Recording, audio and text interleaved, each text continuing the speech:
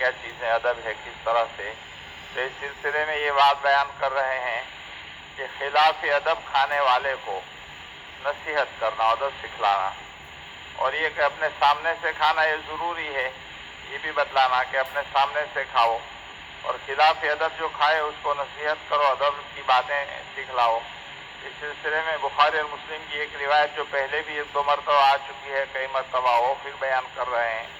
حضرت عمر ابن ابو سلمہ رضی اللہ تعالیٰ عنہ فرماتے ہیں، یہ فرماتے ہیں کہ میں چھوٹا سا بچہ تھا اور ان کی والدہ نبی اکرم صلی اللہ علیہ وسلم کی نکاح میں آئی تھی، ام سلمہ، یہ بھی ساتھ میں آئے تھے اور آپ صلی اللہ علیہ وسلم کی تربیت اور نگرانی میں تھے.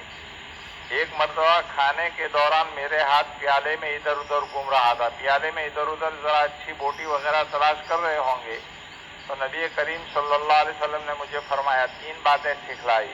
بچے، اللہ کا نام لے کر کھاؤ، یعنی کھانا شروع کرو تو اللہ کا نام لے کر کھاؤ.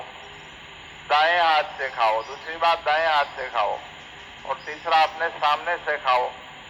ان کی بھول تو ایک ہی ہوئی تھی کہ پیالے میں ادھر ادھر ہاتھ گھوم رہا تھا، لیکن آپ صلی اللہ علیہ وسلم نے اس روایت میں کھانے کے 3 آداب بیان فرما دیے کہ اللہ کا نام لے کر شروع کرنا چاہیے، دائیں ہاتھ سے کھانا چاہیے اور اپنے سامنے سے کھانا چاہیے.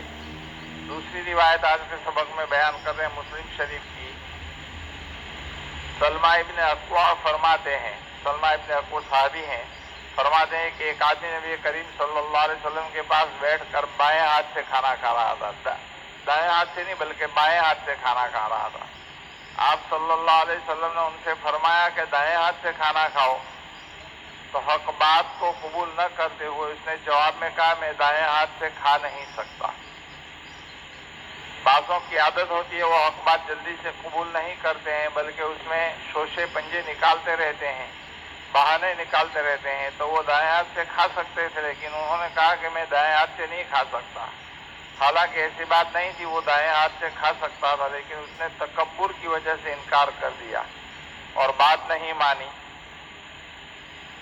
تو آپ صلی اللہ علیہ وسلم نے فرمایا، ٹھیک ہے، اب نہیں کھا سکو گے. حضرت سلمہ ابن اکوع فرماتے ہیں کہ اس کے بعد وہ کبھی اپنے دائیں ہاتھ اٹھا ہی نہیں سکا، ہمیشہ کے لیے اس کا دائیں ہاتھ بیکار ہو گیا. گویا نبی کریم صلی اللہ علیہ وسلم نے اس کو تعلیم فرمائی اور اس نے تکبرانہ انداز کے اندر یہ کہہ دیا کہ میں تو دائیں ہاتھ سے کھا نہیں سکتا، اور وہ کھا سکتا تھا. آپ صلی اللہ علیہ وسلم کو پتہ چل گیا ہوگا کہ یہ تکبراً منع کر رہا ہے، تو آپ صلی اللہ علیہ وسلم نے کہہ دیا کہ اب تم کبھی دائیں ہاتھ سے کھا نہیں سکو گے. دائیں ہاتھ اٹھا ہی نہیں سکے. پھر بعد میں انہوں نے بڑی کوشش کی کہ دائیں ہاتھ کسی طرح چلے، اس سے کام کرے. تو کوئی اللہ والا نیک آدمی کوئی اچھی نصیحت کرے تو اس کو قبول کر لینی چاہیے، یہ پتہ چلا. دیکھو نبی کریم صلی اللہ علیہ وسلم کی نصیحت نہیں مانی تو اس کا نتیجہ یہ ہوا کہ پوری زندگی کے لیے ان کا دائیں ہاتھ شل ہو گیا، پھر دائیں ہاتھ سے وہ کوئی کام نہیں کر سکتے تھے. اللہ رب العزت ہمیں نبی کریم صلی اللہ علیہ وسلم کی سچی پکی اتباع کرنے کی توفیق نصیب عطا فرمائے، اور آپ صلی اللہ علیہ وسلم کی کہی ہوئی باتوں پر عمل کرنے کی توفیق عطا فرمائے. آمین. درود شریف.